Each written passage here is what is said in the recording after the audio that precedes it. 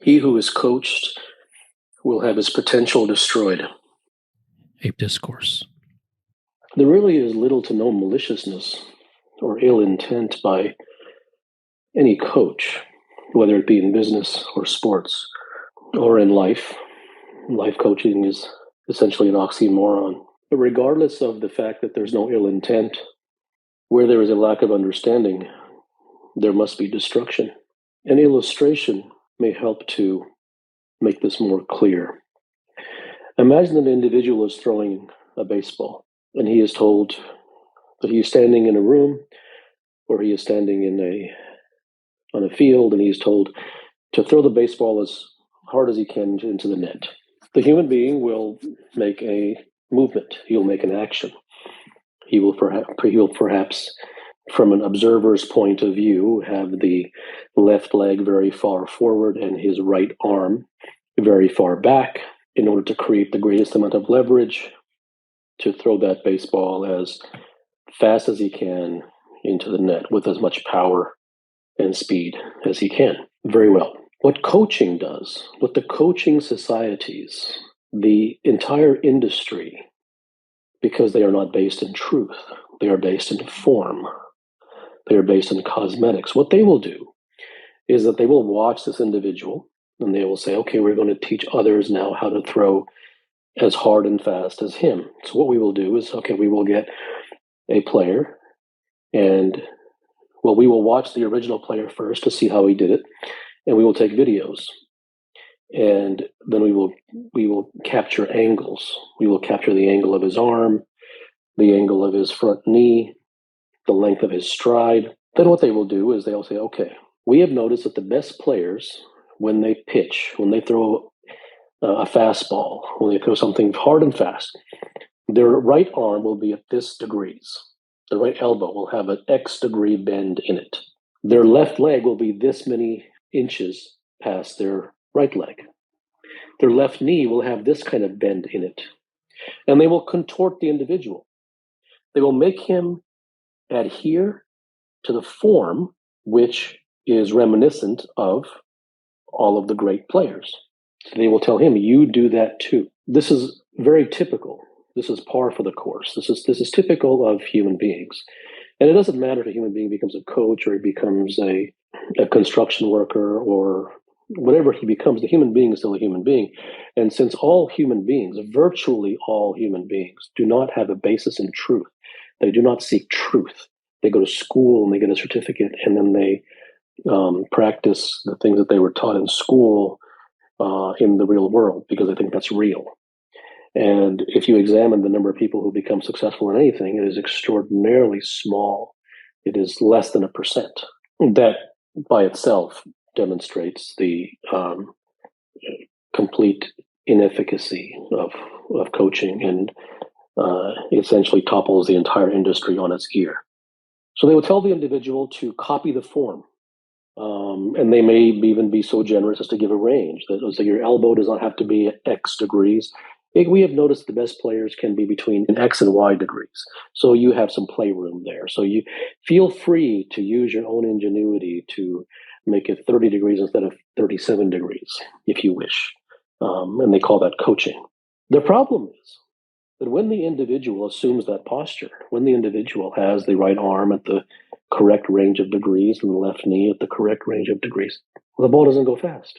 And they begin to wonder, well, why is that? Well, the ball never went fast because of the arm and the leg.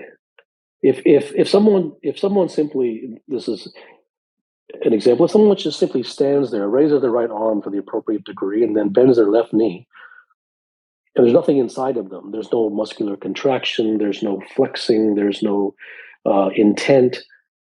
He's just a scarecrow. He's a statue who looks perfect on video, who looks perfect on the instruction screens, but there's no relevance there. Now, if you take this to varying degrees and in various forms, this is what is called coaching. Coaching is cosmetics and form. Coaching is taking the so-called best players and then creating an average out of them and making others adhere to what they do. The interesting thing is if one reads a book by a great player in sports, for instance, and says, I did this and I did that, and then the individual who reads the book goes and copies that, he never gets the results. Well, if he did, then everybody would be a Tiger Woods, and everybody would be a Roger Federer by reading a book. So that never happens. And the reason it doesn't happen is because, interestingly, what the individual thinks he does is not what he actually does. He is describing his feels. And he may say that I do this, but in actuality, he does something else. Now, there's nothing wrong with that. He can say whatever he wants to say because at the end of the day, he isn't reading his own book. He isn't suffering. The person who suffers is the one who reads his book, because the one who reads his book will say, well, he's a great player and he said that he does this. Well, he's not stupid. And therefore, if it's, as the coaches will always say, well, if it's good enough for him, it's good enough for you. So you should go do that. And this is the level of intelligence. This is the level of logic. This is the level of depth of knowledge or lack thereof that these people have. It isn't that they're not capable of intelligence. They are. But this is a nepotistic society. Form and cosmetics is the order of the day in everything. If you want to achieve peace, let's say, and the meditation instructor will come by. The whole gang will come and say, okay, well, if you want to achieve peace, then you have to meditate. And let me show you how to meditate. You sit down in half lotus, and then what you do is this, and then you put your ring and your index and your thumb together, and you say Om, and that creates a vibration, and then you watch your breath, and then you watch your thoughts, and you do this for X number of, okay. Once again, there's nothing inside. These are all like oranges in which just the shell of the orange is there, and when you open it up, nothing's inside. This is what coaching is. Therefore, the individual coaching actually, no one should be excited to coach, because that's an invitation to destruction. The person who's excited to coach has no idea what he's doing, because what he is excited to do is to dump his knowledge upon the individual in the hopes that he can get an ego boost from the individual doing well. Yes, along with the ego boost, I'm sure he genuinely wants the individual to do well, and that's fine. There's no evil there. But in actuality, what should be going on is, and what isn't going on, is the fact that that individual may be the only individual in the world who does things in a completely different manner. And in fact, who do people go to see? Those who are like everybody else, or those who are rare and unusual? But the rare and unusual will be eaten alive by the coaching industry, because he will not adhere to the form. His elbow will not bend at the X degrees. It'll be 40 degrees off. Therefore, he'll be a casualty of the coaching world. The truth is, there is no average. And the attempt to look at the so-called best players and then create an average of them and look at their form and write down numbers and angles of their body parts is really beyond, it is beyond idiocy. There's just no words for how a human being, a human organism, can sink so low and to know so little as to demean and insult the potential of a unique human being who has his own fingerprint, who has his own potential way of doing things, who is roboticized. And that's why you see in sports today, in sports, they have devolved in major ways. The money has gone up, but the talent level may have gone up, but the performances, there's parity in everything. And that's because of the nepotism of coaching. Business coaching is the same way. Here's the method by which you should do it. But genius does not prescribe to a method or subscribe to a method. Genius follows no method. In fact, genius doesn't even know how it does it. It comes from some unknown place. And in fact, it is precisely that unknown place that the world is thirsty and hungry to see. No one is really looking to see a well-coached human being besides the coaches. The Olympic coaches, the professional sports coaches, the multi-billion-dollar industry of business coaching and life coaching and executive coaching. That's what it all is. It is essentially coaching form in various shapes and fashions. To show up with a briefcase, and this is what we will do, and this is what we have done in the past, and this is how you should do it. And nothing is really centered around the individual. Everything is centered around, I know something, you do not, therefore let me impart my knowledge to you so that you can get better. And in fact, even the idea of better is one of the holy grails and commandments of coaching. Better is not a place. What does better mean? When you leave your house in the morning and you drive your car, do you drive 1 mile and tomorrow you drive 2 miles? And then next week you drive 4 miles, therefore now you're better, now you're a better driver because you drove further? What does better mean? It has nothing that the coaching industry says has any meaning. Like everything else, it is just like spirituality. If you practice mindfulness, you'll get that very well. Look for yourself. I mean, millions are practicing mindfulness. Where have they gotten? Everything is a scam. And the reason everything is a scam is that it isn't meant to be an ill intent. But you have to understand where these people are coming from. Where are these people plucked from? They are plucked from society. And what is society composed of? Society is composed of those who do not seek truth. Therefore, if there's a pool of individuals, a pool of people called society, virtually none of whom have devoted their life to truth, maybe one, maybe three, then it is from that pool the coaches are arising.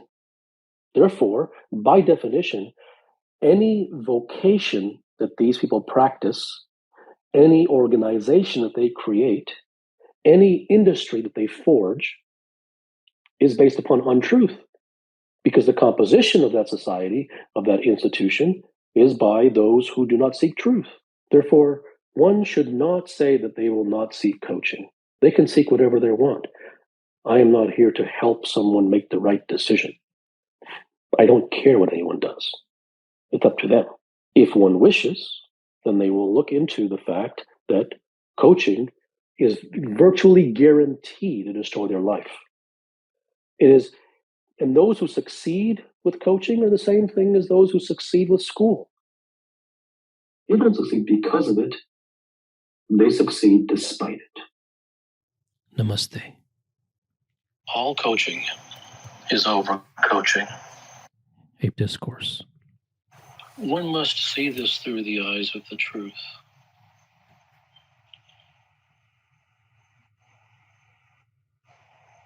Words are used in their colloquial meanings. Words are used according to the image that is most prevalent in one's mind when that word is uttered. Therefore, technically, in this particular context, one could call anything coaching. And generally, human beings will be disingenuous, and they will try to find exceptions. And they will try to find the most peripheral branch to grab and say, well, isn't X coaching? Isn't the fact that one even opens his mouth coaching? And that disingenuousness is for the unserious, and it's from the unserious. Because the only point they are trying to get across is that coaching is necessary. So let me find the most broadest possible definition in order to refute this. And if in their own mind they manage to refute it, what has it done besides validate their own insincerity? So all things that I speak of are really only for about perhaps 4 people in the world, because human beings are fundamentally unserious and insincere.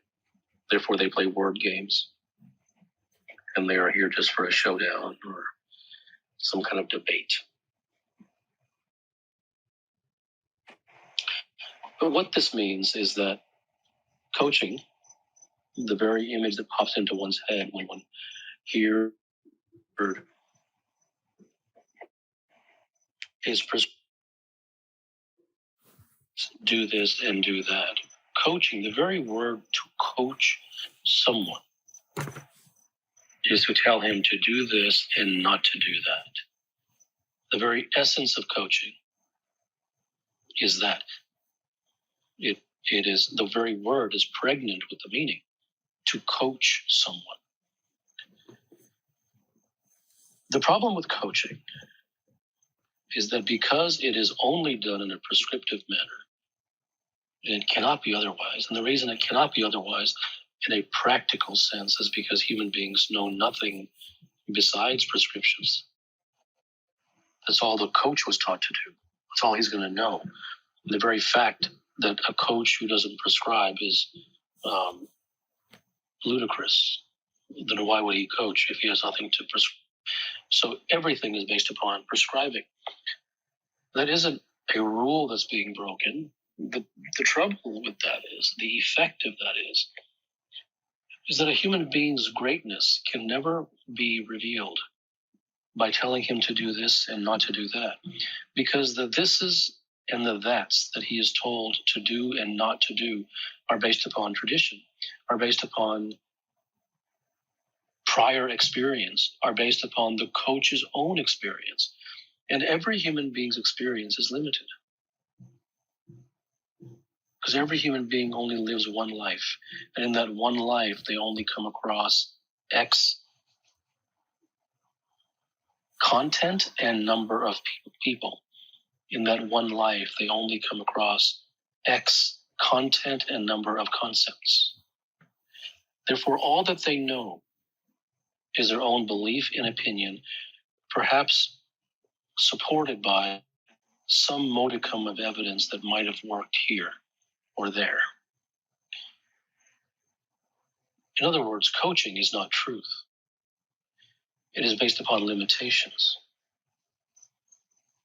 Therefore, all things are dependent upon who the human being is and what he really wishes to achieve. And if he wishes to become a legend, there is no way that he can be coached into becoming one. Now, one may use the word legend in a very loose fashion, which often is done these days, since mediocrity is the order of the day, even in professional sports, and even at the highest levels of business. The degradation of all things towards mediocrity is commonplace. In fact, it is the prevalent state of affairs in society. So to coach someone fundamentally is to know what is best for them. And no human being knows what is best for another human being, even if they are experienced in that field. Once again, they are experienced. Their experience is limited by their experience. So they are not omniscient. Therefore, there's a cost, a very massive cost. So the very fact that all coaching is prescriptive, in that very moment,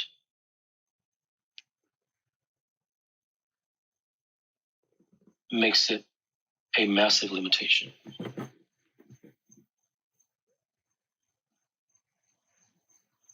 And since the very nature of coaching is to prescribe, one can only have his greatness coached out of him. Even if he manages to become great, the coaching does not make him great. He becomes great despite the coach. The question then becomes the question that is never asked, because people will say, well, wasn't so-and-so coached and he became great? The question that's ever asked is, who could he have become if he was not coached? Human beings overcome and they become despite education, not because of it.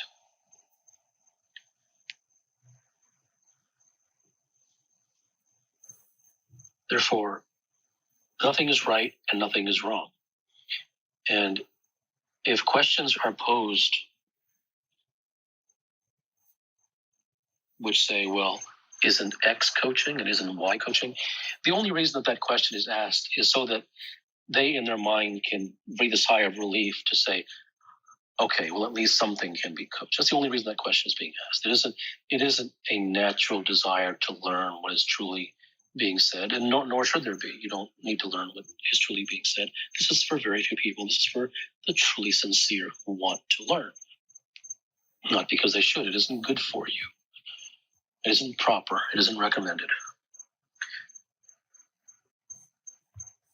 It is simply a human being with a particular DNA.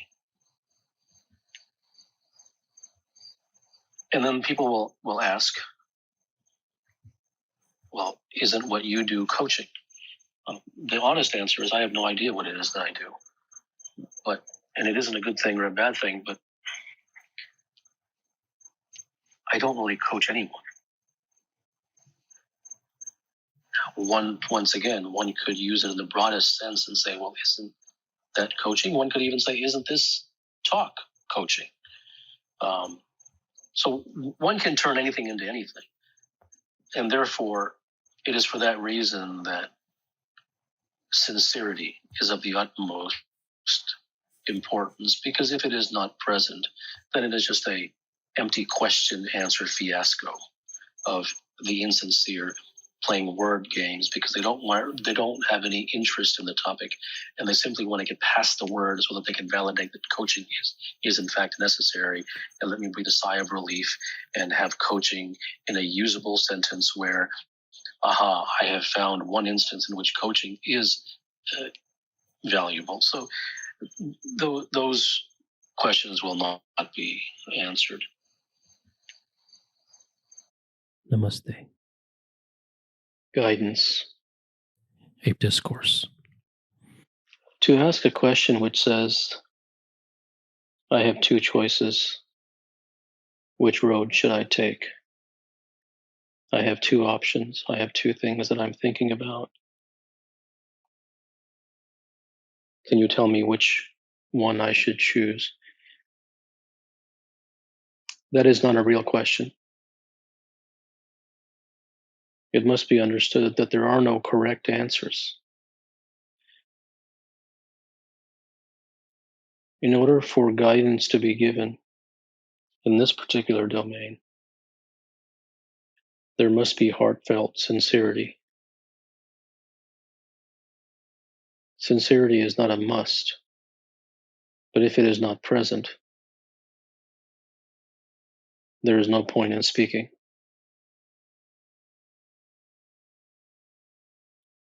General questions about how do you calm the mind? How do I do this? Anything that is prescriptive is not sincere. Therefore, there can be no guidance. Namaste. All things are empty. A discourse. The things that a human being deems as significant, in the end, are insignificant. And they are not insignificant in some cosmic way.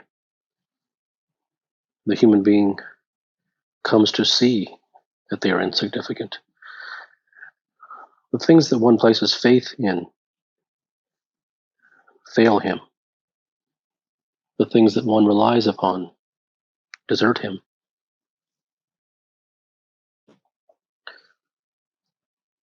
The people, the places, the thoughts, the ideas, the concepts, the notions, the books, all things fail a human being, except for the truth. The truth is the only thing that does not fail a human being. The truth is the only thing that does not end up being empty. All things in a human being's life are empty. It would be a mistake to attempt to imbibe this. It would be a mistake to try to believe this. For belief and opinion are the enemy of truth. He who asks the question, well, what about this? Is this empty too? Well, what about this? Is this not significant? This person does not ask a true question. He is simply trying to find exceptions. And the reason that he searches for exceptions is because he views all things are empty as a rule. And there are no rules. There is nothing to believe. No one should believe my words, for I have zero interest in convincing anyone. I have zero interest in debate or discussion. The person who raises his hand and asks, or in any way intimates or implies that they believe that something is significant, that they have found something that is not empty and wishes to discuss it with me as if to convince me. I have no interest in such things. A person is free to believe that anything is significant. A person is free to believe that things are not empty. I have no interest in your beliefs or your opinions. I have no interest in your ideas. I have no interest in your concepts. I have no interest in anyone's interest in discussing things. And I have no interest in you valuing my words. All things are empty. Namaste. Burn your books. A discourse. This does not mean that you should. What this means is that for the person who's under an obsession or an extreme longing to discover the truth, it cannot be found through prescriptive means. The trouble with books is that books keep a human being on the hook. It keeps him chasing. Those who write the books are trying to get across messages. They're trying to convince and convey. And in this convincing, there is an extreme beholdenness to providing how-tos and methodologies. This keeps one forever in ignorance. One could read 1,000 books. It will not get him to where he longs to go. Every human being is longing. Every human being craves something. And that something ultimately, in the ultimate sense, is the same for everyone. Whether one calls it peace or realization, freedom, enlightenment, bliss, wisdom, nirvana, whatever it may be, every human being is looking for that. Every human being is looking for something real, yet following something that is unreal. Books are unreal. Methods are unreal. And this is precisely why the human being chases for his or her entire life. And while there is nothing at all wrong with chasing, chases lead only to more chases. Burn your books does not mean that you should or that you should not. It is the realization for the one who is ready that truth cannot be found through methodologies, convincingness, or prescriptive means.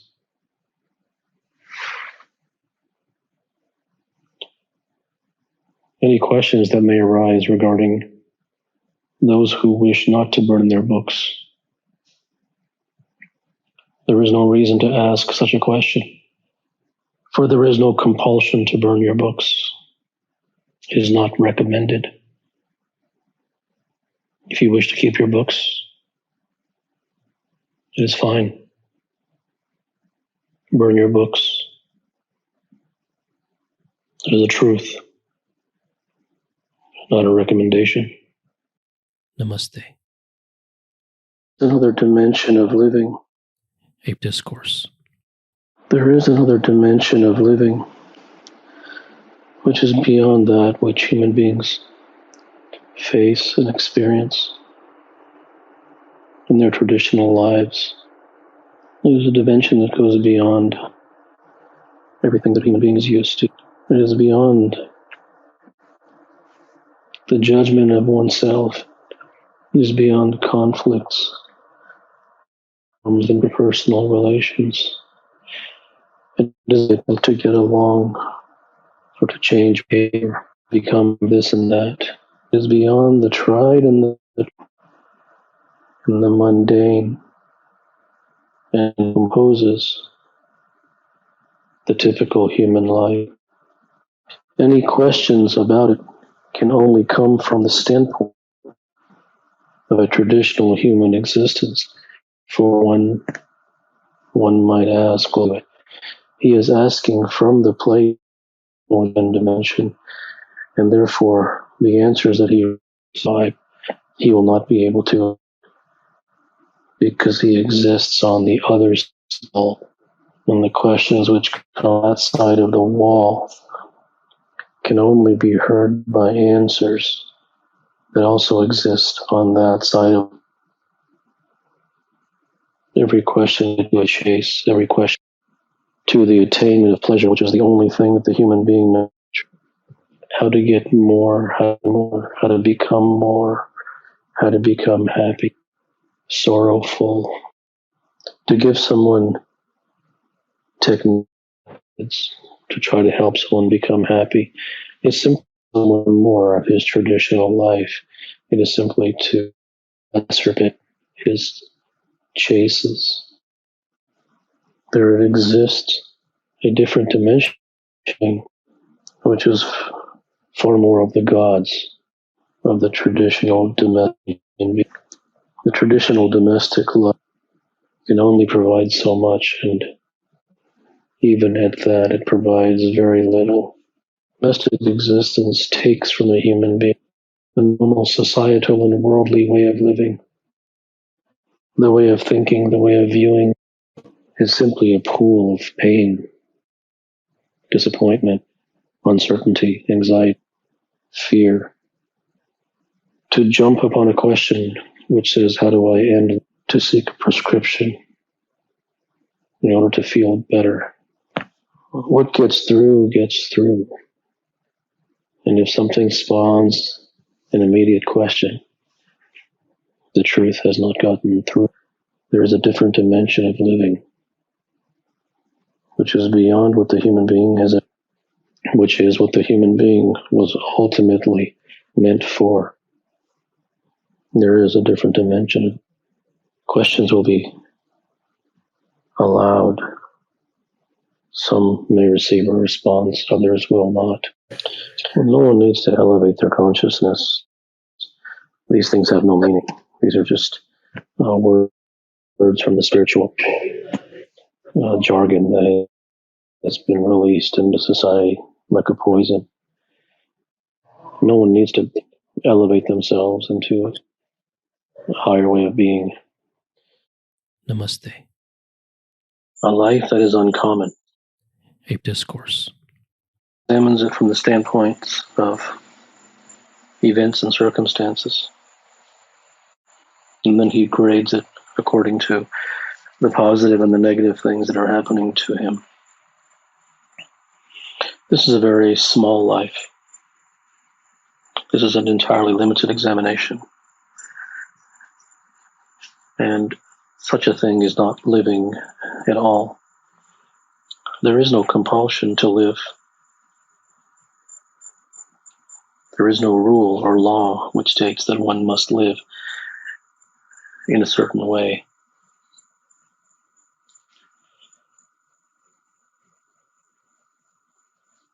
But rarely one may wish to examine why is it that they're here, not from the standpoint of purpose or meaning, but from the standpoint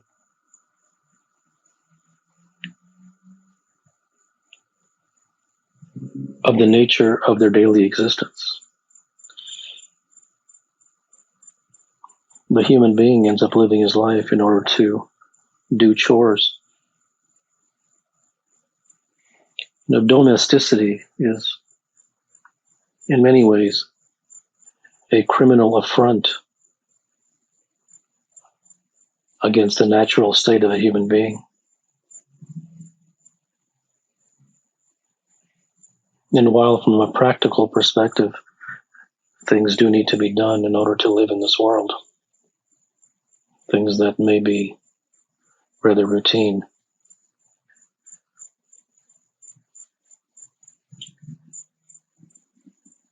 some human beings' imaginations tend to drift towards the possibility of what it may be like to pursue and or explore a life that is uncommon.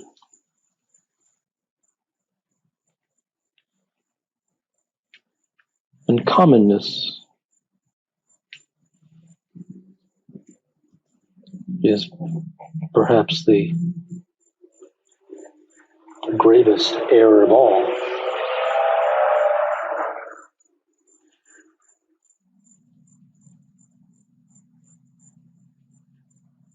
As always, it is never related to what should one do and what is the proper way to live. There are no such distinctions and there are no such definitions. And those who tell people how to live and what is proper and what is correct and what is incorrect and what is right and wrong and what is holy and unholy and healthy and unhealthy. Such things only make one into more of a cardboard cutout than he already is. And instead of being his own version of a cardboard cutout, he then becomes perhaps a more proper or healthier version of a cardboard cutout.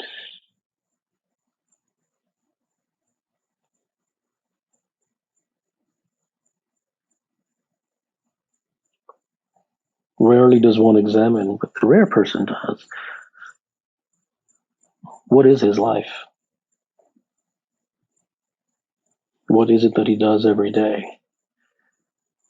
Not that he should be doing something different. Not that he should be doing more of this or less of that. But what is the difference between the way he is living now and having already died?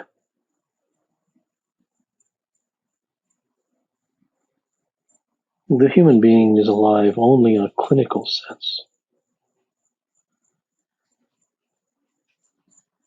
But it is the human being who searches for a life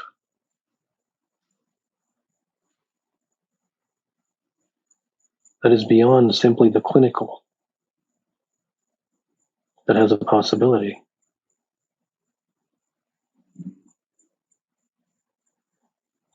A person wakes up, he does chores, he or she works, makes money, buys things, makes deals, carries out his or her responsibilities. Then the day ends. Then one retreats to a bed and goes to sleep and does it again the next day. And a cosmetic way to view what was just said would be to say that one should have more fun and one should take more breaks and one should take more vacations and one should live a happier life and not be so work oriented and gain more work-life balance. But in looking at it this way, that would just be more chores, Taking a break from something implies that the thing that is being taken a break from is not worth doing.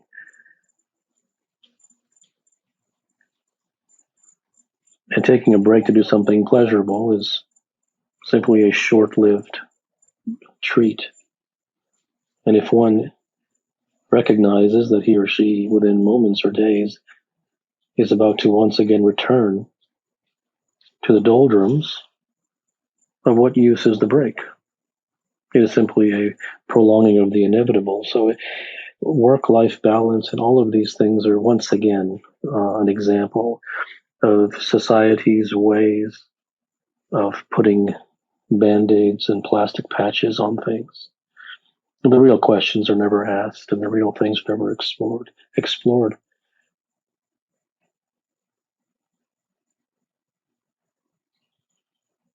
It would be incorrect to assume that what is being said is that one should live his or her life, that one should gain more happiness.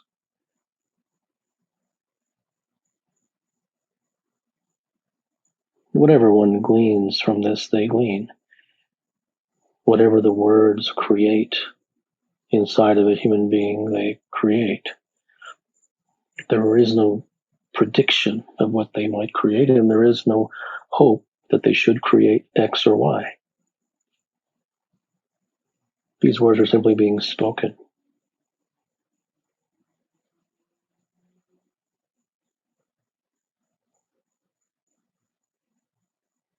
The rare person examines his life not in order to improve himself,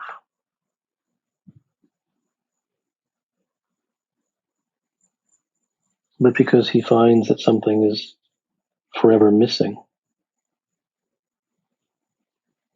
And something is missing in everyone's life, and it's the same thing. And giving that thing a name may be a matter of debate.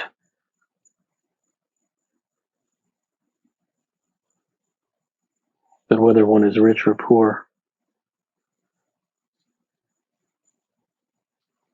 famous or unknown,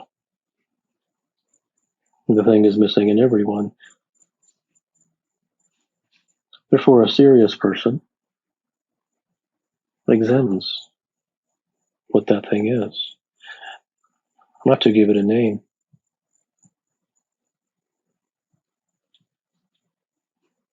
but because he cannot help but to examine it. To follow prescriptions of betterment and to improve one's outlook and to better one's habits, these are all swirling muddy water.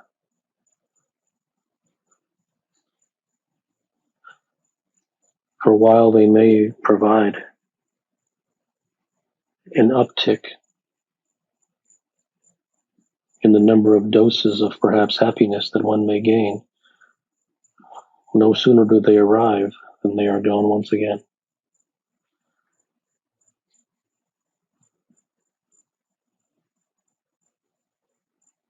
The world tells the human being what he should and should not do.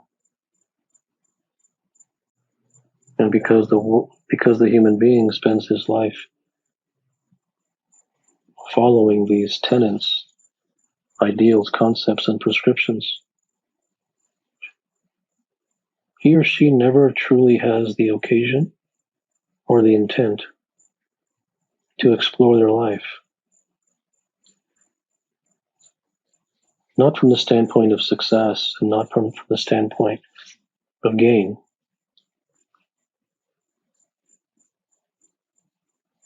but in order to discover the essence of things, in order to discover a cure for things, in order to discover a permanent way out of the confusion and the misery and all the sufferings that are replete within a human being's life.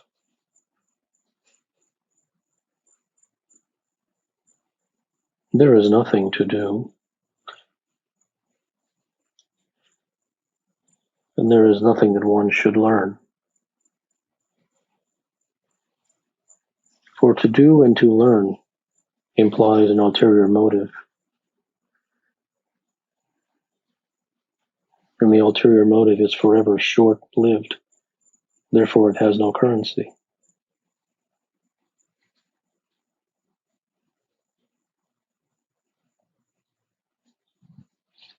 The land of sincerity provides no definitions, and the land of seriousness contains no prescriptions. Namaste. The reason that humans fail A discourse. is because they seek instruction instead of seeking the truth. When Siddhartha went into the forest, the ascetics who greeted him and became his teachers were already sitting in meditation and doing complex austerities for many years before he had arrived. Yet they had come nowhere close to enlightenment. Therefore, if enlightenment was contained within the act of meditation, then these people were experts, yet they did not reach it.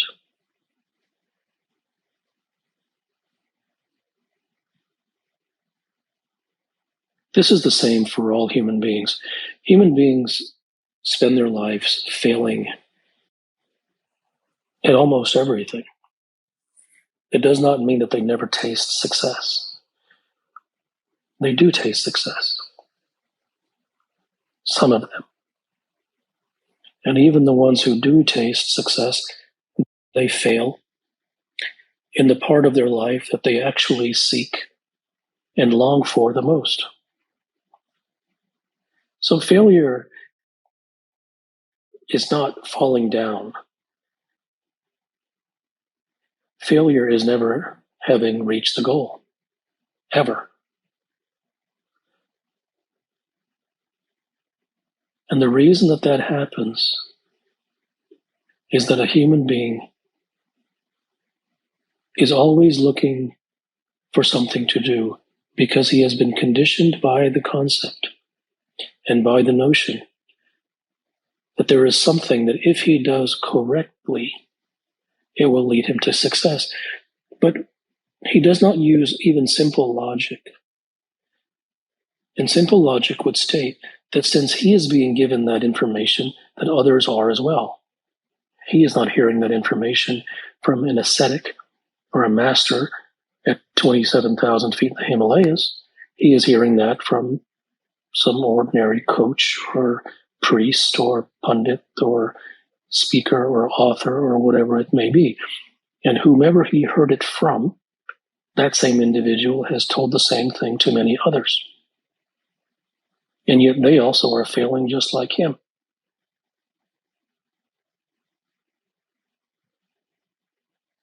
Therefore, if there was truth in the words, then the effect would have been success in whatever the domain happens to be. But the human never connects those basic dots. He never comes to the realization on his own that success in its ultimate form simply cannot arise, not because I say, it doesn't matter what I say, but simply by his own deductive capabilities, simply by his own basic level of intelligence.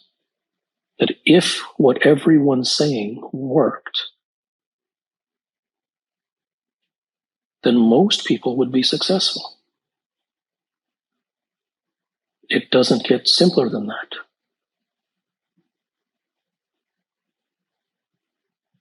But the conditioning is so complete. The brainwashing is so deep that such a question is never asked, such a concept is never questioned,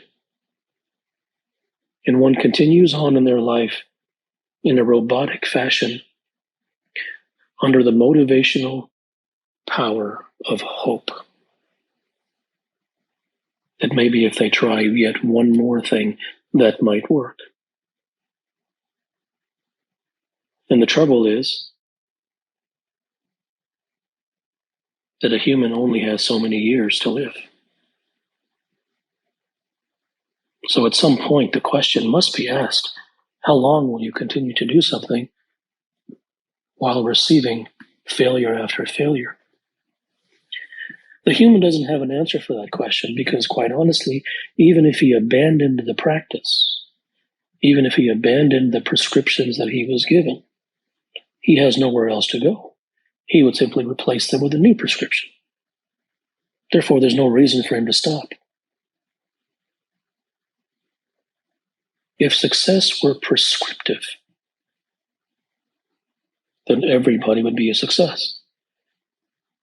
If a success book produced success, why would more than one need to be published?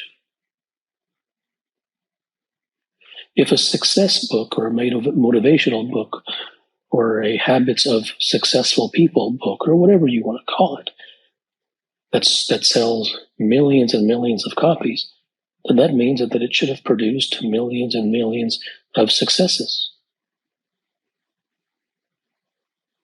This is not abstract thinking. It's 1 + 1 = 2.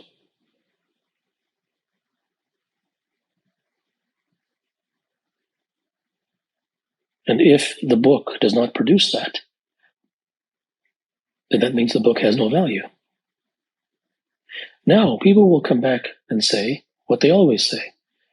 Well, just because the book said to do something doesn't mean that the person who read the book actually went out and did the work. Very well. But a percentage, just by odds alone, would have done the work.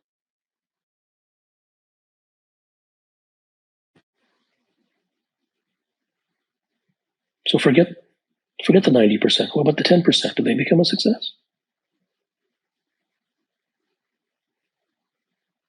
Did the ascetics who greeted and guided, so-called guided, Siddhartha, or attempted to guide him towards enlightenment, did they themselves reach enlightenment?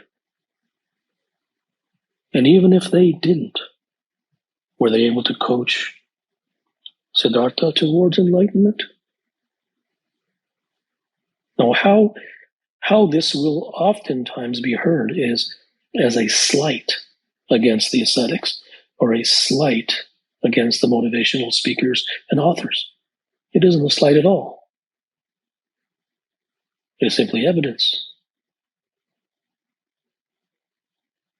Here's a key. Put the key in the lock. Did the key work? No. So to say that the key doesn't work is not an insult against the key. That's just basic evidence. There's no reason to call it a bad key or an evil key or a malevolent key. The key simply doesn't work.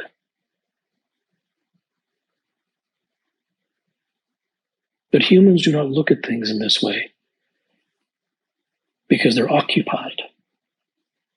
They're occupied by action, by taking action. They will do this, and they will do that, and they will log how many hours they did it. And they will become proud of the number of hours they did it. Because they are, at every point in their life, the human being is subscribing to ideals. He is trying to live up to bumper stickers. You must work hard. Well, nothing wrong with working hard. But is working hard the question? Does a person get paid for working hard? Or does he get paid for results? No one will say, well, hard work leads to results. Very well. Don't believe me? Look at the evidence. How many people are out there working like dogs and slaves with nobility and sincerity, working and working? working 3 and 4 jobs. Have they become a success? In fact, you could very correctly say that they work harder than many people who are multimillionaires. So does working hard lead to success? Well, then someone will say, see, everyone's got a clever answer because no human being is looking for the truth. So they always like to play word games. Not sincere people. No one is sincere. They're just a word game player because there's a reason for that. The human being will fight to the death in order to maintain the status quo.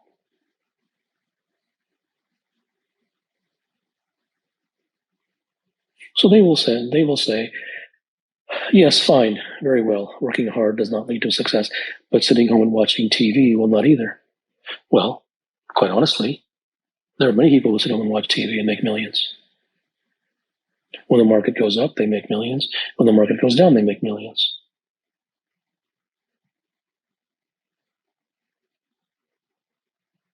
Does that mean that one should work hard? No. Does that mean that one should not work hard? No. Does that mean that one should sit home and watch TV? No. Then what does it mean? It means that if a person lives up to ideals, he will fail.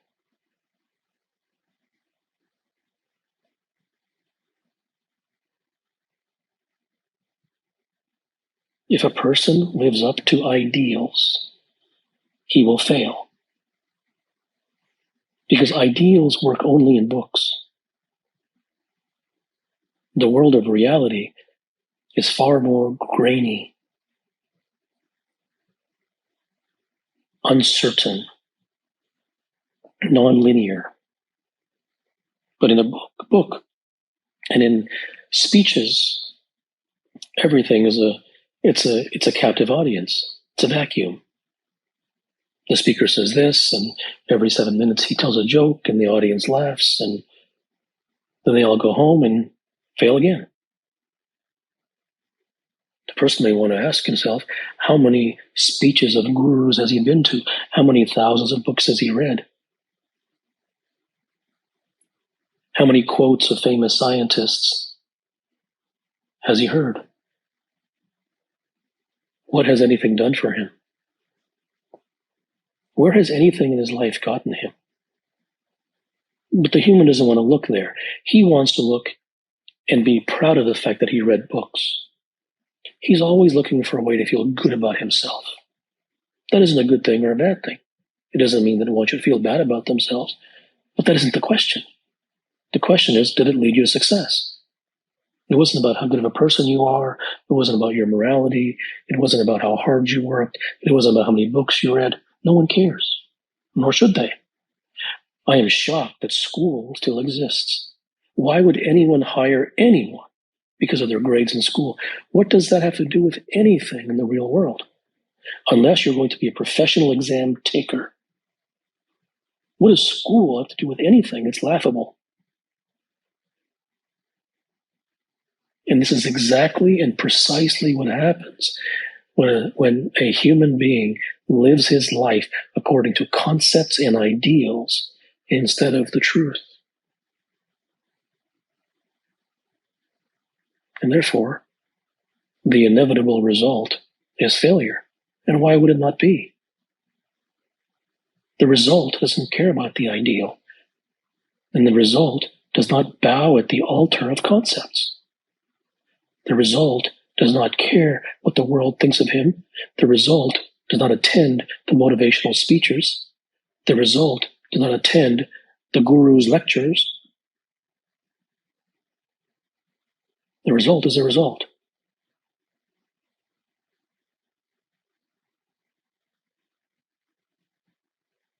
But humans do not think this way. They are too busy feeling good about themselves or attempting to, gathering consolation prizes of hard work and being well read. What does it mean to be well read? You've read the words of others? Why does that make Why is that something to be proud of? To be original and to create something, there's far more value in that than imbibing and regurgitating secondhand words of others.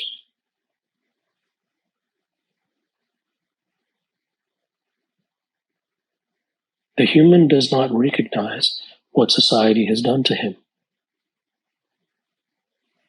And his entire life is a slavery to it. And society imprisons human beings through concepts. You should meditate. Why? If you do, you do. If you don't, you don't. But for what purpose? Now, the things that I speak of and the things that I write about are not for the common man. Therefore, it must be implicit and it must be understood that everything I say isn't meant for the common man. So, for instance, the person who does meditation in order to gain 5 minutes of peace, I'm not going to address that person. I'm not even going to acknowledge that because that's fine, but that's not who I'm speaking to. Nothing wrong with that. But that isn't my audience. So when I say enlightenment is meaningless, I mean with regard to reaching somewhere of magnificent significance. When I say meditation is meaningless, I'm speaking with regard to reaching somewhere of magnificent significance. So society creates all these scenarios and all of these concepts, and all these ideals, and all these words and bumper stickers. And it's pasted all across the sky.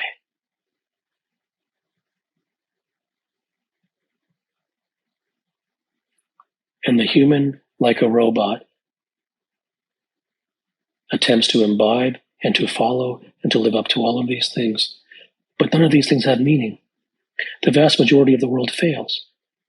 So why would anyone follow any instruction that is addressed to the masses if the masses are not who they want to be?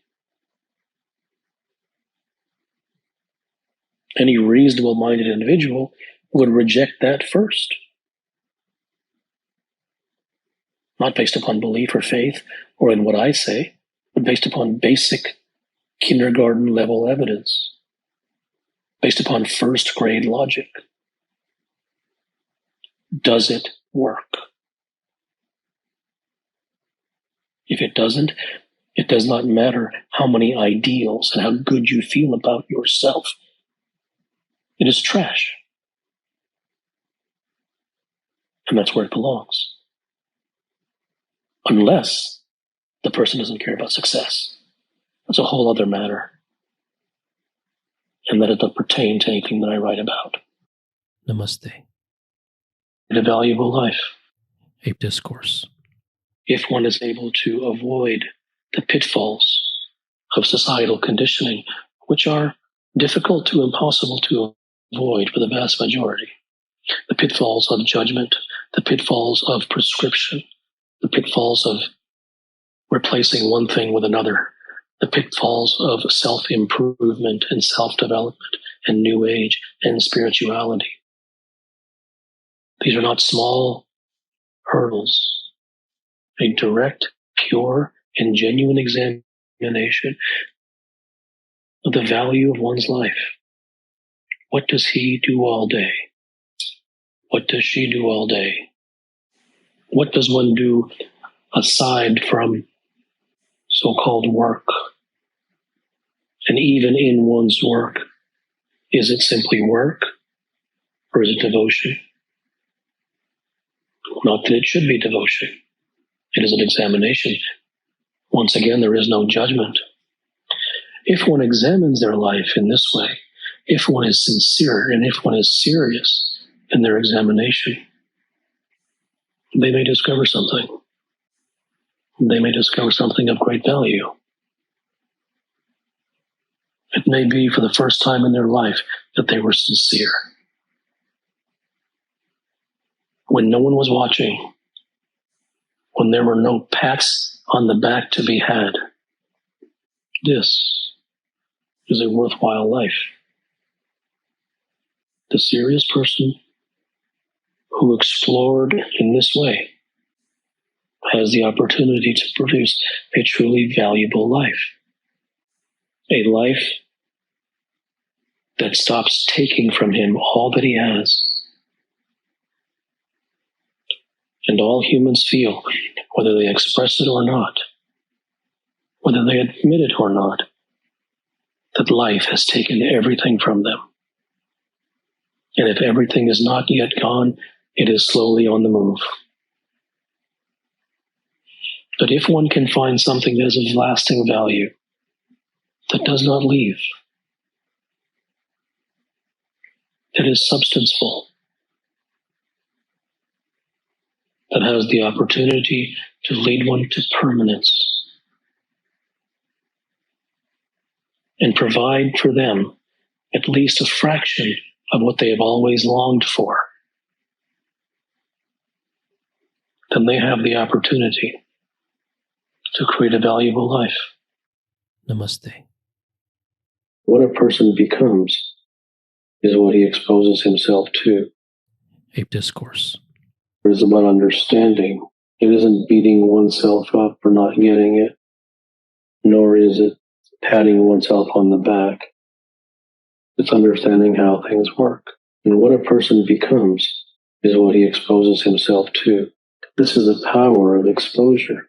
Therefore, one must be very systematic and one must be very surgical in what they expose themselves to.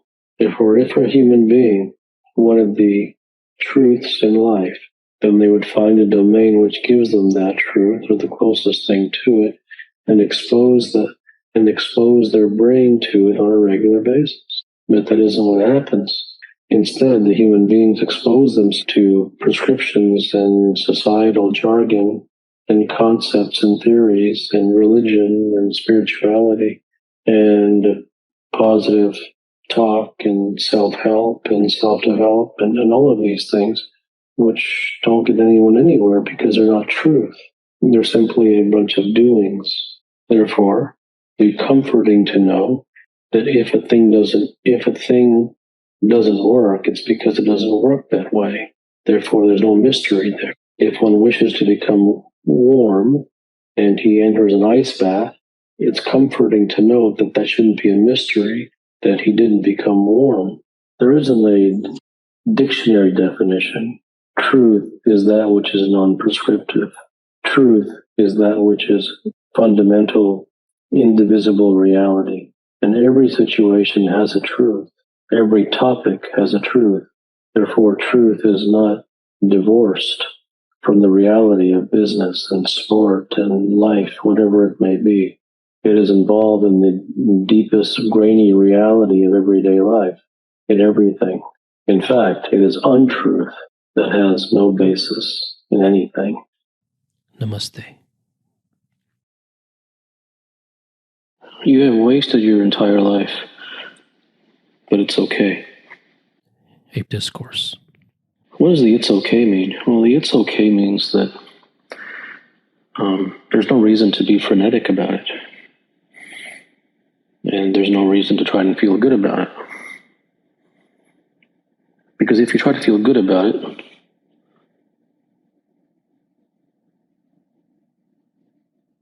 you'll just chase your own tail. If you become frenetic about it, what is the freneticism going to do? Is the freneticism going to take you somewhere to where you stop wasting your life? So any reaction that you have is irrelevant. That's what it's okay means.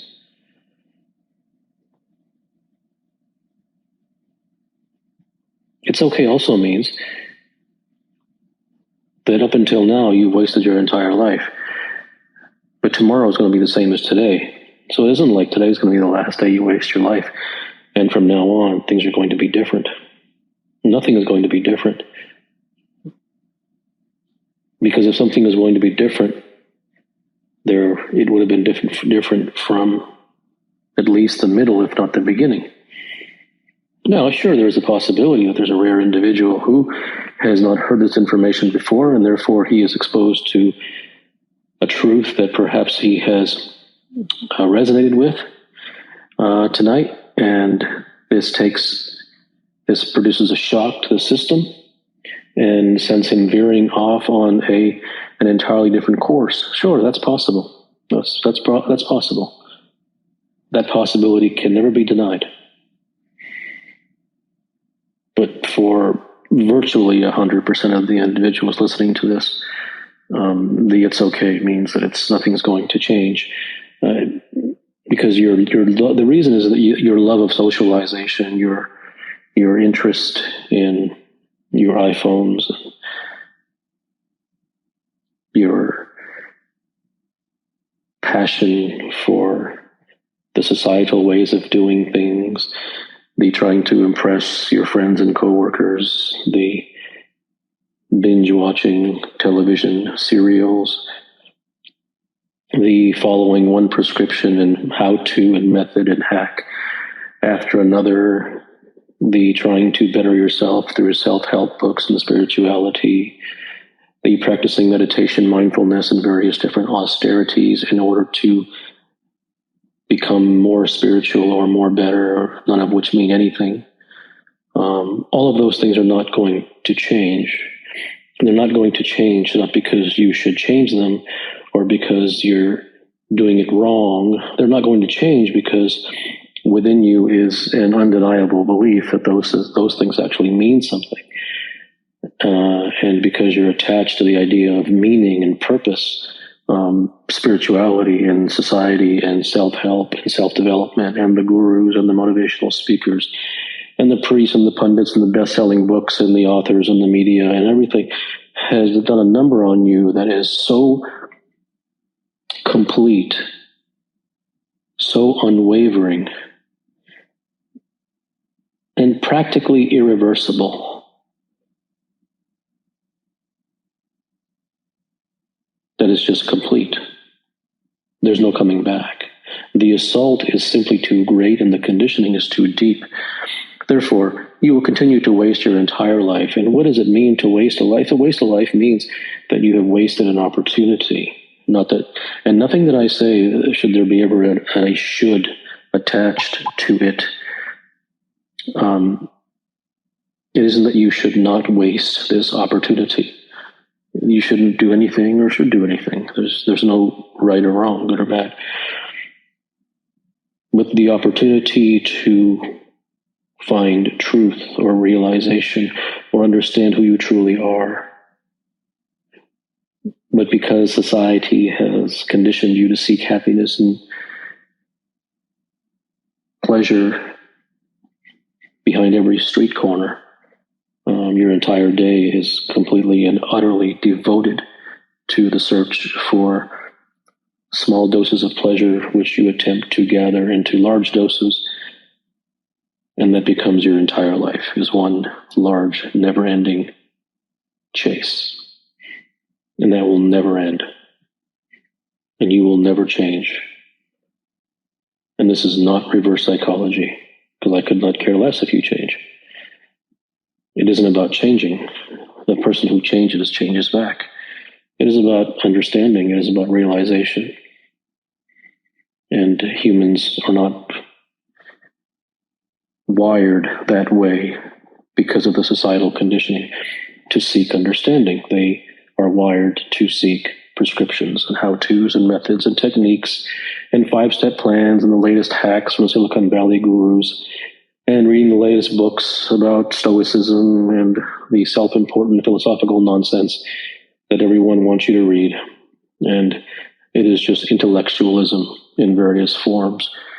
No one ever gets anywhere doing that. They just try to get better so that they can go to cocktail parties and demonstrate how many books they've read and how intellectual they are, how smart they are, and see if they can rattle off a few new quotes that they have read so that they'll gain social standing in the social environment. And that will never change because the human is subservient to his own ego. He's an egoist. He seeks only to prolong and adorn his persona.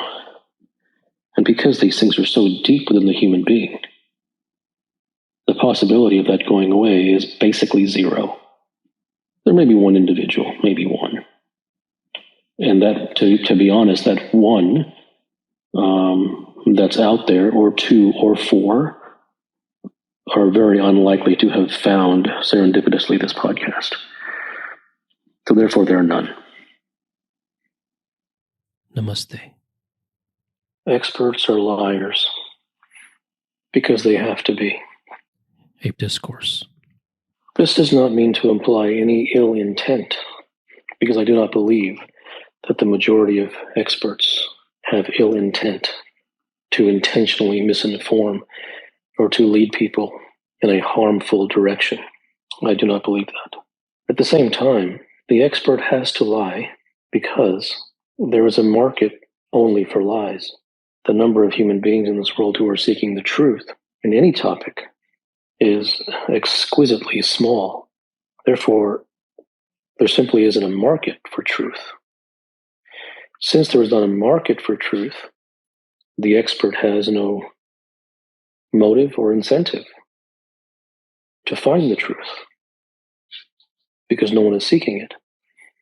What people are seeking are prescriptions, how-tos, methods, techniques, hacks. Every day a new article with the latest hack for X, Y, and Z appears. This is what the market's appetite is. This is what the people want. And whatever the people want, there is a demand and a market for. Therefore, a supply will be created. The expert, therefore, does not have any incentive to find the truth. And since he does not wish to starve by finding something which only 5 people in the world want, then he will bow to the demand of society, hang up his shingle, and compete with the other liars. Therefore, all that one hears in books and media and podcasts and newspapers and magazines and television and whatever it may be is by definition all partial truth or frank untruth. Because if it wasn't, nobody would read it.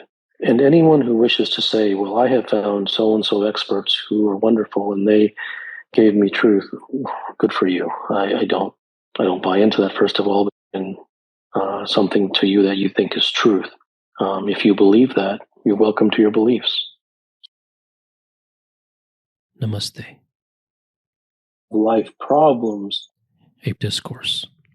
If one examines the evidence, as this has been done for thousands of years, the human beings will listen to the speaker, they will hear what is said, and they will either implement or not implement. And if they implement, the implementation will soon lose its motivation. And if they, whether they lose their motivation or not, the thing which they are doing will have a shelf life, and then they will go to seek more advice, seek more things to do.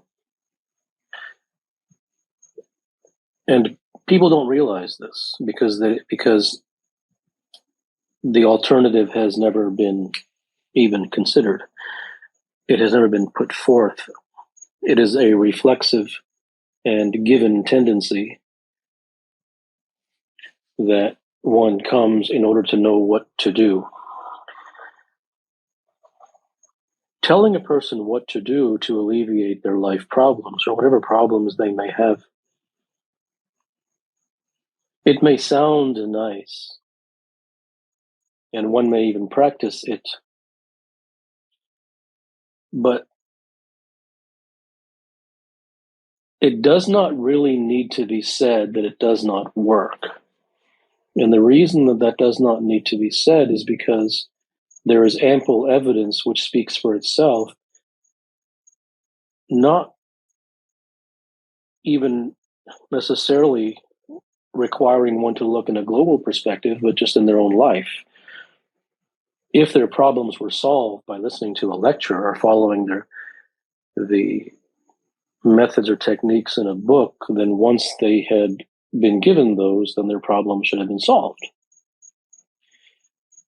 And yet, every human being who is listening to this, and every human being who is not, has lived a life of following things, chasing things, doing things, practicing things. And it makes logical sense. After all, what is one to do? Simply sit and do nothing? Human beings are conditioned to act.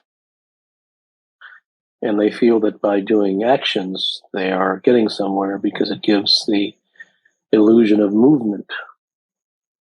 Activity gives one the feeling that he is doing something, and by doing something, it increases one hope that the doing of that something will perhaps lead to their goal. But truth does not lie in the direction of what should I do. Truth does not lie in that direction at all, and there is no need to take my word for it. Simply examine one's own life. One does not require convincing of this. It is certainly against the grain. It is certainly against everything that a person has ever known and been taught. However, once mentioned, it becomes clear if one simply examines their own life without any sort of scientific inquiry, just even a cursory examination. Within a few seconds, one realizes that they haven't really gotten anything out of practices and methods and techniques and all the things that the books say and preachers say and so forth, that is of any lasting value. So truth does not lie in the direction of I have life problems and what should I do about that. It really, in fact, it really isn't about seeking relief at all. And then the spiritualists come in, and the spiritualists say, well, you should sit with your problems.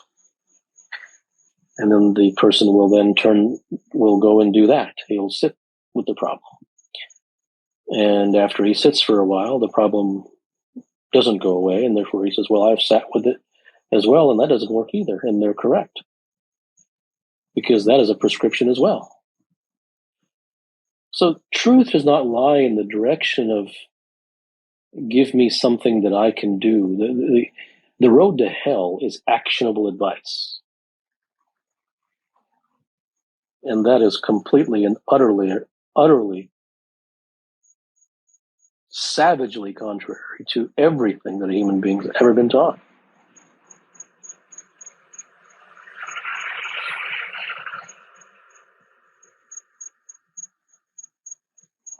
One lives a life and many problems arise, from the devastating to the minor, and they continually come. And nothing that I'm saying is of anything that one needs to believe. Namaste. Truth is the only thing. A discourse.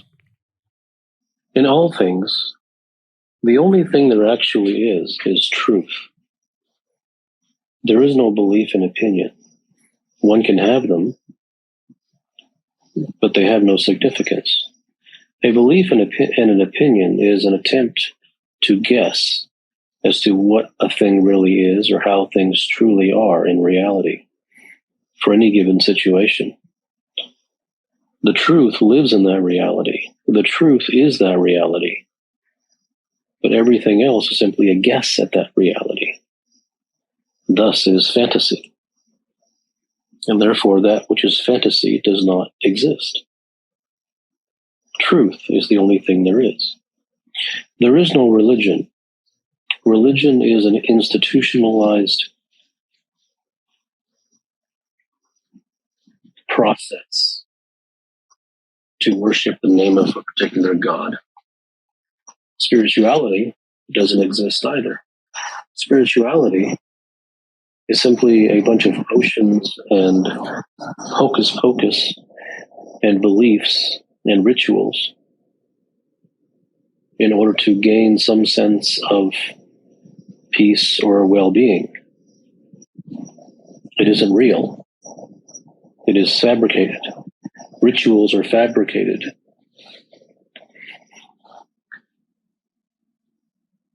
But truth, whether one knows it or not, whether one comes to realize it or not, is the only thing there is, and it is the only thing there can be. It is for this reason that the pursuit of religion and the pursuit of spirituality and the pursuit of self-help is the pursuit of guessing, is the pursuit of chasing, is the pursuit of attempting, is the pursuit of putting on a blindfold and throwing darts in a particular direction in hopes that one strikes the board. There's nothing wrong with it, but it isn't real. Then the only question that remains is, if a particular person is interested in that which is real or in that which is fantasy. And that's up to each person to decide for themselves. Namaste. The truth behind living life. A discourse. There is no compulsion to live in a certain way. There's no compulsion to be happy or be giving or be this or that. Attempting to follow such tenets, such rules, it essentially stiffens the human being and it leads him towards places where the rules, promises are broken.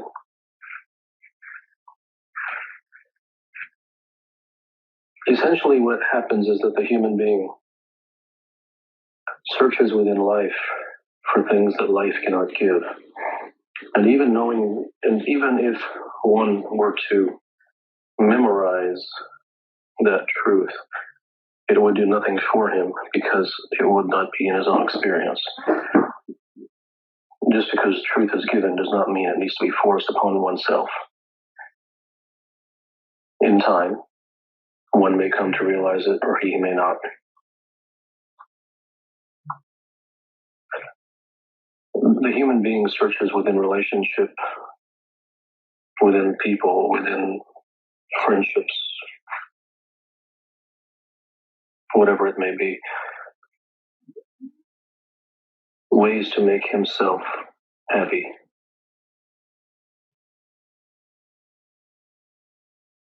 He searches for various things to fill the hole within himself. And life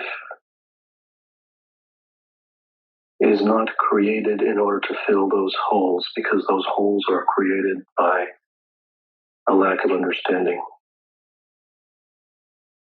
Life is very different than what a human being believes it to be. I think the essence is to somehow arrive at the realization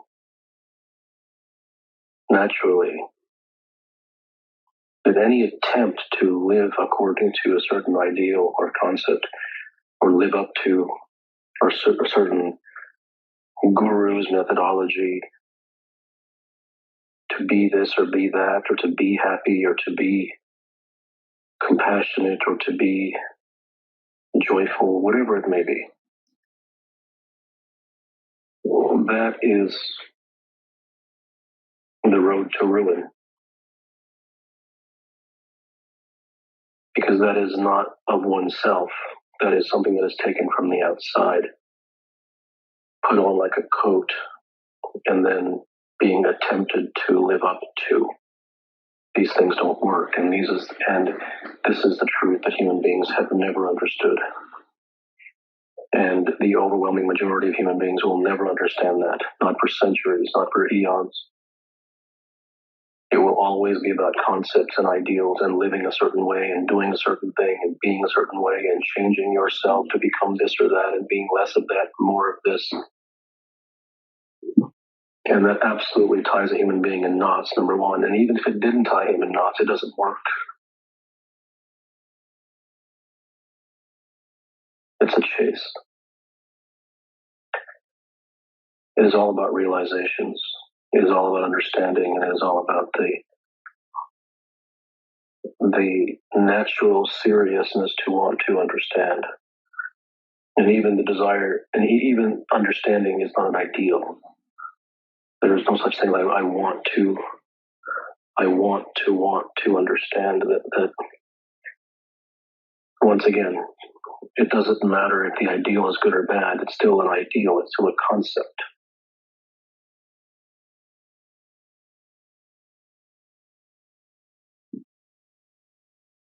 Therefore, it is not about living life in a certain way.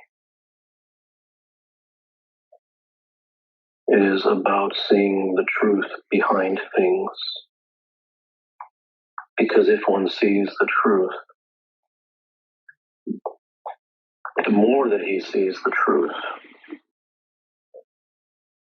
the less misconceptions and misunderstandings he has, and the less misconceptions and misunderstandings that he has, the less he will struggle and suffer, because he will be approaching things according to the way things are, not trying to make them a certain way or to make himself or herself a certain way. Namaste. For he who seeks to be a legend, A discourse. There is no compulsion to be a legend. There's no judgment that one should be, or one should attain supreme greatness. Motivation is for hacks. It really comes down to what an individual himself is moved to become. There's no external motivation. That's all just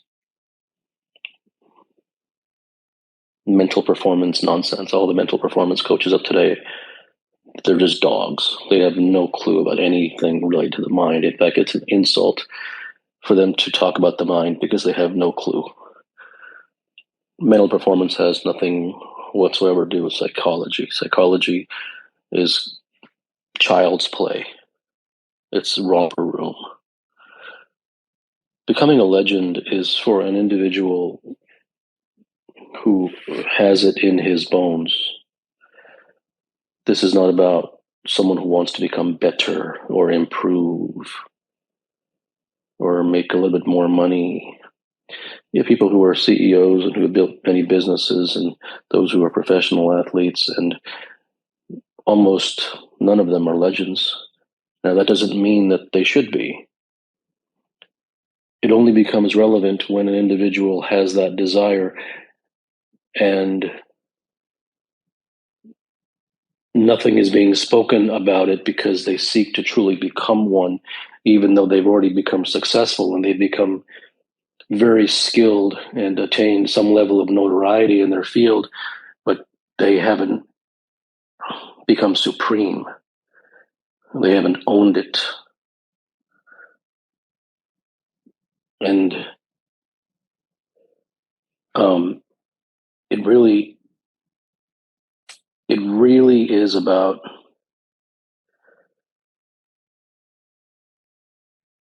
the individual. What you see in society today is essentially a bunch of people who are saying, this is how you get better, this is what you do, this is what you do. And they take all comers and they give you a bunch of nonsense and go practice that. And it's that same way across all domains, from so-called spirituality to self-help to performance coaching to mental performance to sports psychology to whatever it may be. And what needs to be understood, if one wishes to understand, is that one has to know what they're dealing with. If one recognizes the source, then they don't become blindsided. They don't become fooled.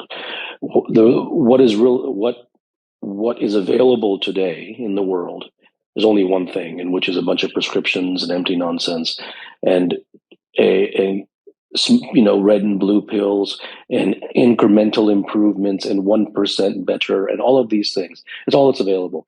Legendary status not available anywhere. And in fact, I think it's an insult to say that professional athletes are legends. They are not. They are not. I think professional athletics has devolved greatly. Like all things in society devolve. There are no legends out there. There are professional athletes who are, there are some who are quite above the rest that exists. Absolutely. And those are ones who people could use the example of being great. And that's fair. But in all domains, from business to professional athletics to whatever it may be, the individual who seeks to become a legend is an individual whose DNA is extraordinarily rare. Just a desire to become one it can only come from rare DNA. And I'm not talking about, well, it would be nice to become. I'm not talking about it would be nice. I'm talking about the individual who lives and breathes and dies for it. That's what he wants. And that individual is the most ignored individual in the world, because there's nothing in the society that's available to him. The only thing that's available in the society are for the masses. The only thing that's available in the society and in the world is for the mediocre, the 1% better, that do a couple of this and that, and go practice this and that, and do some breathing and do some imagery. That's all that's available. There's no legendary category for legends. It doesn't exist. I'm the only one.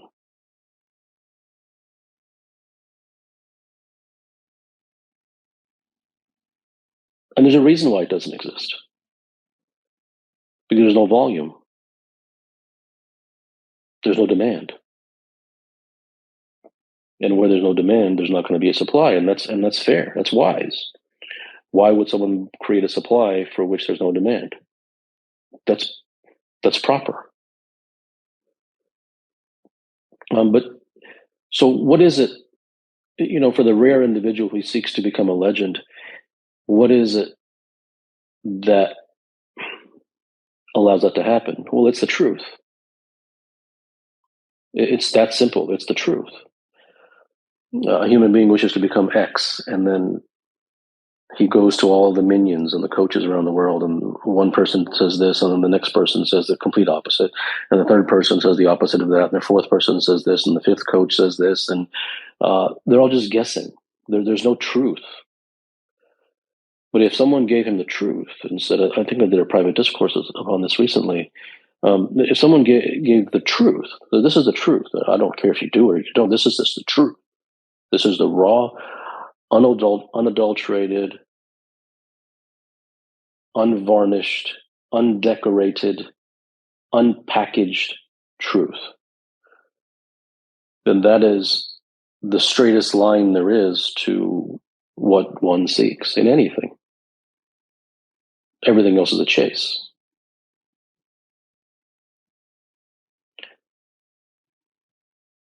So I don't want to hear any questions about, well, can you give me a tip? I'm not giving anybody any tips. It really comes down to the depth of longing within the individual.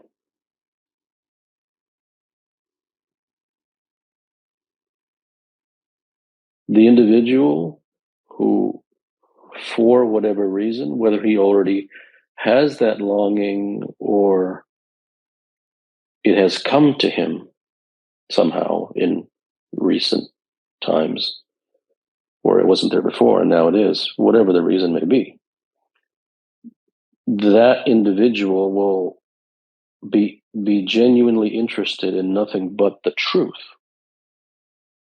not a bunch of opinions, because he will recognize that he doesn't have the luxury of wasting time, because not getting there is not an option for him, not because some coach tried to motivate him and said, that isn't an option for you, but because in his bones, that's who he is. And he's not good for being that way. It's, somebody likes chocolate, somebody else likes vanilla. Neither is bad. And that's why there's no compulsion to become a legend. That's why there's no judgment that one should want to become great. That cannot be forced on anyone. It really comes down to an individual wants what he has within him. Not to work hard and all that crap, but what he genuinely wants to become. Not because somebody else said so, not because they want to beat some other person and get some ego boost. It's all about purity, sincerity, seriousness, devotion. And none of those things are good. You shouldn't do them. If someone asked me, should I do that? I would say, no, don't do it. It would be an insult. You are insulting them. You are insulting these truths by doing them. They don't need you.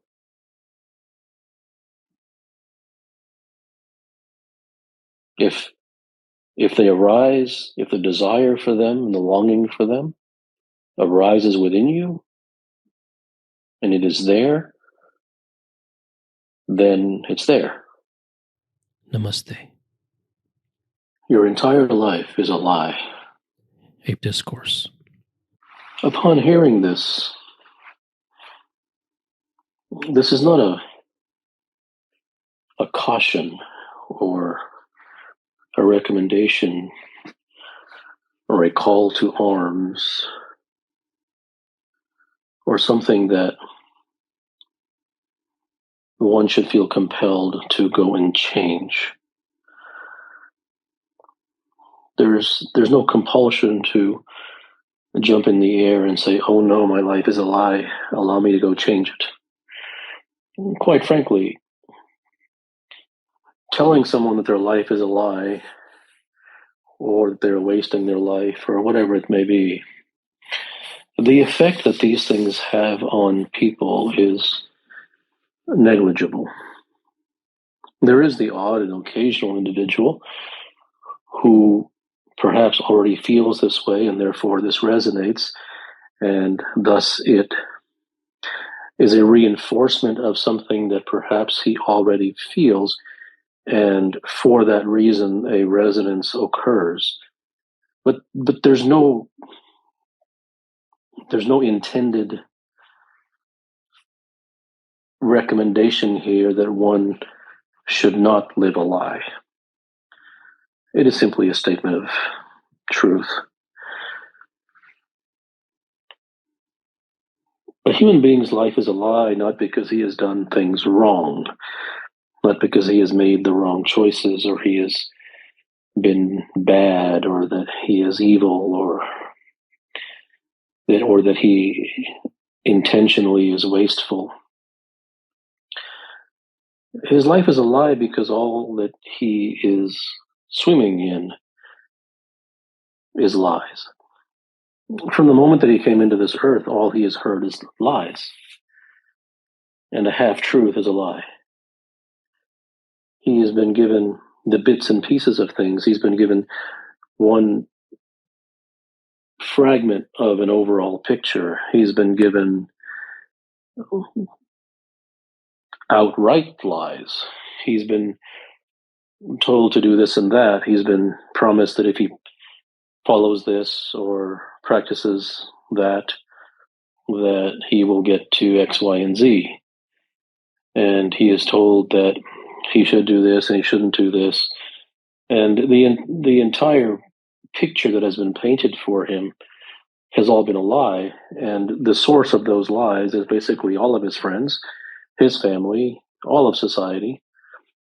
And in the vast majority of cases, particularly the closer to home it is, be it one's family or friends or those who are close to the individual, there is never any ill intent.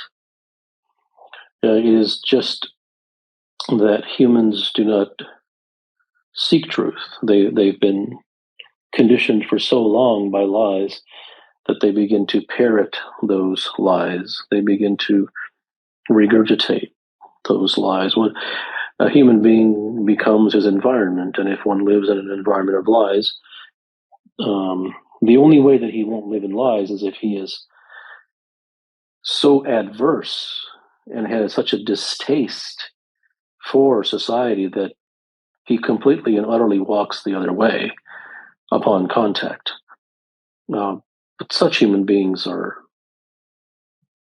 practically non-existent. They do exist, but very, very rare. Humans do not shun society. Humans embrace it. Humans move toward it.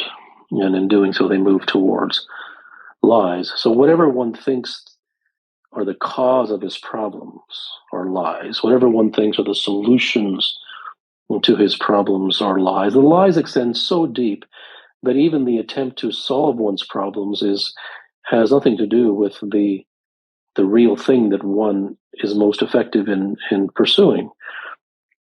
Even the pursuit is lies because it is based upon a false premise. If one believes that X is the way things are, then he will begin to pursue the X. And since X is not the way things are, then his very pursuit is fundamentally chasing something that isn't true. And therefore, that pursuit leads to other things, and it is one complex lie after another. Nothing is what one believes it to be. Nothing is what it seems to be. All that one thinks one knows are things that he has imbibed from society. They are not truth. They are lies. This does not mean one should change. This does not mean that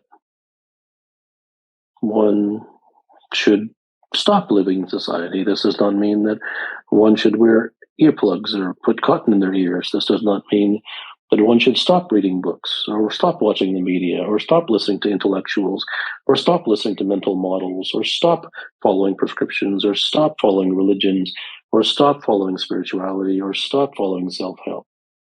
It doesn't mean anything. It is simply truth. And there's no attempt to convince anyone of it. Namaste. Arriving at wisdom. A discourse. Some people are naturally more wise than others, based upon whatever various reasons, past experiences, possibly past lives, DNA, whatever it may be. But arriving at wisdom,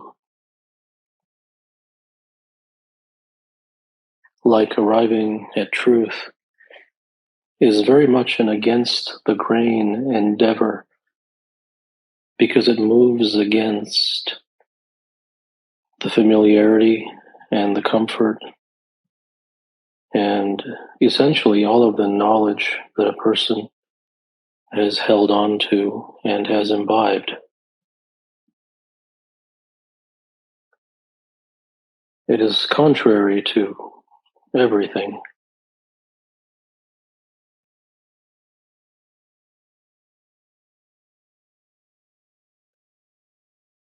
But the utility of wisdom and the feeling of wisdom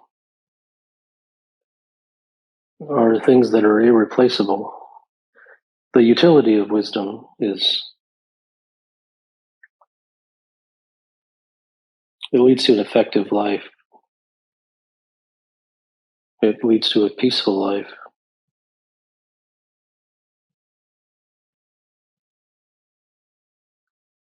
The feeling of wisdom is a feeling of truly knowing, a knowing that is not based upon past experiences, a knowing that is not based upon didactics or the things that one has imbibed through the culture or through the world. It is a knowing of the essence of things. And without wisdom,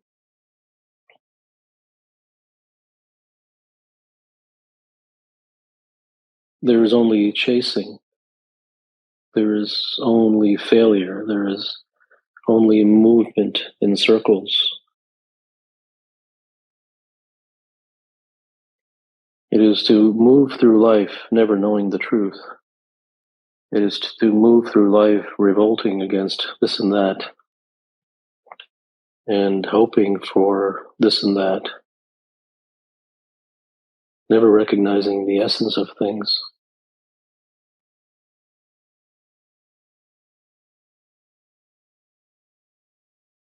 Like all things, it is something that arises from a deep longing and a deep connection and an attraction which is natural within a particular individual for inexplicable reasons. Its presence is not questioned. It cannot be said where it comes from, only that it is there or it is not. It is as far from science and didactics and scholarly efforts as can be.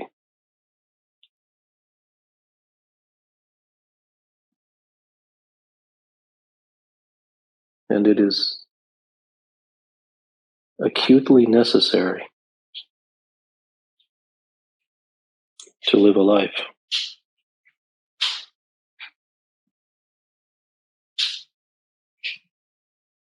A life that exists not of chases, a life that is not founded upon hope and belief and failure.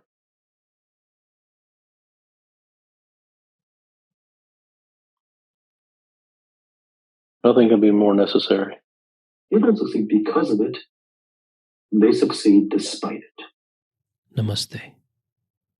It really is all about development. It's all about learning. It's all about nuance. It's all about dissecting, how you feel and in what situations, and what patterns emerge and what things we can learn and build upon. It's all about building something, right? Everything has a cause and an effect, and we just examine the effect and then look at what the cause might have been.